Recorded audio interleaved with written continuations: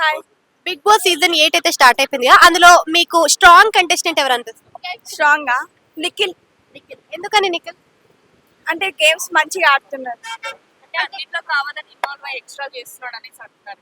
ఏం లేదు, నాకు మంచిగానే అనిపిస్తుంది. అందరినీ మ్యానిపులేట్ చేసేసి ఇన్ఫ్లుయెన్స్ చేయడానికి ట్రై చేస్తున్నాడు అని అంటున్నారు, అధికారం కోసం పోరాటం అన్నారు.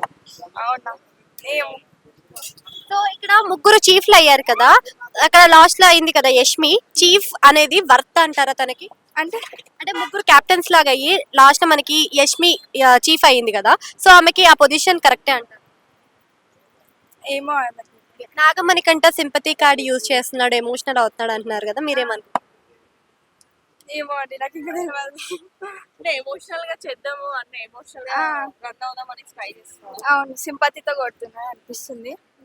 కొంచెం నామినేషన్స్ చూసారు కదా, ఎవరిది వేస్ట్ అసలు వాల్యూ పాయింట్ కాదని, అంటే అన్ఫేర్ ఎవరు? అన్ఫేర్ ఎవరు అన్ఫేరా. అంటే ఏదో చిన్నదానికి కావాలని నామినేట్ చేస్తారు. యష్మి. ఎవరు చేస్తారు?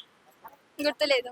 నిన్న సో నిన్న విష్ణుప్రియ ఏడ్చింది కదా, సో విష్ణుప్రియ కోసం అని చెప్పేసి నాగమణి కంటే చెప్పాడు కదా, నేను జస్ట్ అబ్జర్వ్ చేస్తున్నా ఇన్ని రోజుల నుంచి, నేను ఆ ఫ్రెండ్షిప్ కాదు అని చెప్పాడు కదా, సో ఆ పాయింట్ మీకు ఎలా అనిపించింది? ఏమో అండి, నాకు తెలియదు. అంత క్లారిటీ చూడలే నిన్న. అయితే నిన్న నాగమణి కంటే ఒక ట్విస్ట్ ఇచ్చాడు, చూసారా? ఏంటిది? హెయిర్ తీసేసాడు. ఆ, సో అది ఎక్కడ ఎలా అనిపించింది? షాక్ అయ్యారా? సో అంటే తను ట్రాన్స్పరెంట్ గా ఉన్నాడు అన్నాడు, ఆటలో ట్రాన్స్పరెంట్ గా ఉన్నాడు, వ్యక్తిపరంగా ట్రాన్స్పరెంట్ గా ఉన్నాడు. ఆటలో అన్నట్టు. ఆటలో అంటే బ్రెయిన్ గేమ్ ఆడదాం అనుకున్నాను అన్నాడు కదా. ఏమో. అంటే ఈ వీక్ లో బయటకు వస్తే ఎవరు బయటకు వస్తారు అనుకుంటున్నారు? యష్మి అనుకుంటున్నా.